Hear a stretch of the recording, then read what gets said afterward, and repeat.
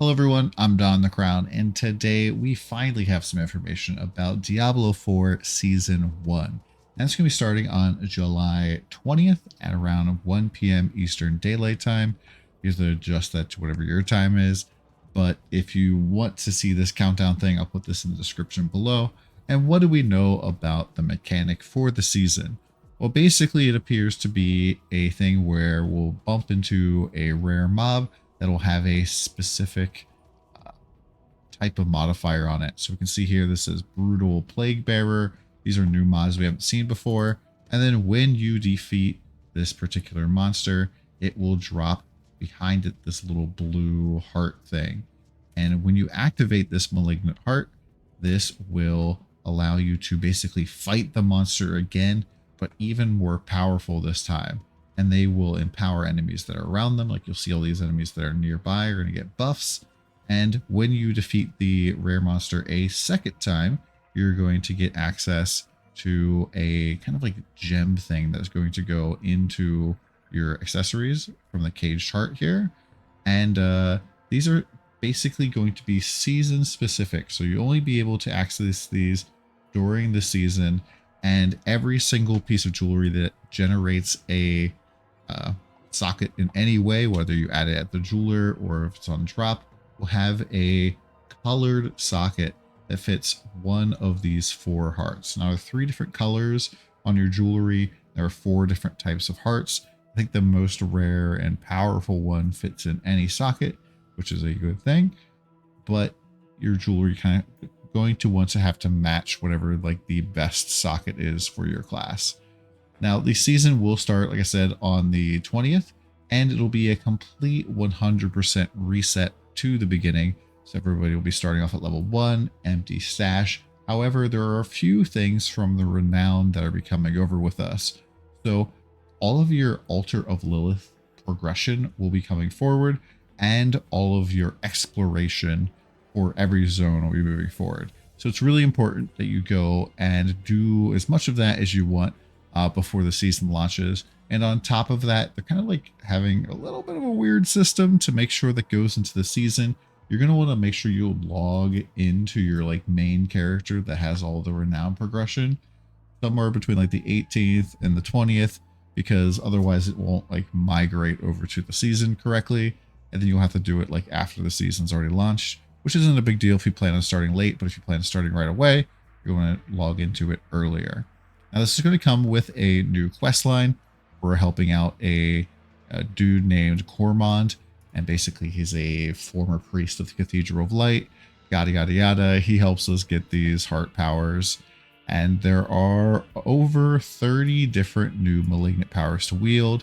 And like an example of one of these is critical strikes electrically charge the enemy for 2.89 seconds, causing lightning to arc between them and any other charged enemies, dealing 64 lightning damage. And this is level 2, 266 item power, so incredibly weak.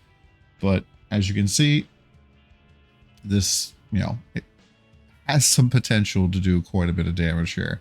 Now, this does say require level 20, so I'm kind of wondering how high up these go, whether or not we can level these additionally, craft on them, combine them. I know that they said that you can scrap these and get a specific material that allows you to kind of target farm these a little bit better in the future. And it appears that there's going to be a new boss battle. There's a guy called Varshan the Consumed, and we'll have to figure out what's going on with the storyline there. There are also supposedly 6 new unique items, which maybe are for everybody. Maybe there's 1 per class and 1 shared one, and 7 new legendary aspects to earn alongside the season journey. And they did kind of show some of these. So for the barbarian, we had charge calls forth 4 ancients that also charge, dealing 50% of normal damage, which is incredibly underwhelming. And then we have the druid one, where poison creepers active also cast landslide in a circle around you, and earth skills deal 10% increased damage to poison enemies. This one seems ludicrous. So kind of interesting to see what exactly goes on with these. There's also seasonal blessings that come along with the season journey, or there'll be things that you can unlock. Now, the season pass basically has a free tier and a paid tier. And regardless of whether or not you do the free or the paid, there's no like advantage for leveling up or getting more power. As you can see here, each of these costs a smoldering ash, and these unlock at certain reward tiers. But on top of that, they have character level requirements as well. So even using the very first one here is going to require you to be level 40, and you can spend it on any of these things, whether you want more XP, more gold from vendors, more rare salvage, longer duration on your elixirs, or to boost the chance of powerful malignant heart drops. I'm probably going to be slamming all of mine into experience early on, and maybe, I guess, Urn of Malignance or Urn of Prolonging, just to like get the juice really flowing. And that is going to be pretty much it for the main part of the season. There'll be a whole bunch of challenges and things for you to do for the seasonal journey that'll get you these blessing things for the smoldering ashes and help you progress your battle pass. And you'll be able to unlock things like MTX or cosmetics for your character, or a title. I believe it's going to be called Eldritch Monster. I don't know if that's a prefix and suffix. That would be kind of cool to have monster as your suffix. And then there is a premium battle pass, which gives you the cold iron armor set, a mount. There's some mount armor. There's a whole bunch of weapon skins, mount trophies, emotes, and platinum and stuff as well on the paid tier. And I believe if you buy the accelerated battle pass, which I think came with the ultimate edition, you also get this on the Warpath emote.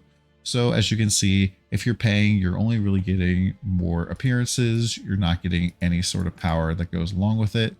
The compare thing here at the bottom isn't currently working, but that is the different options for you right now.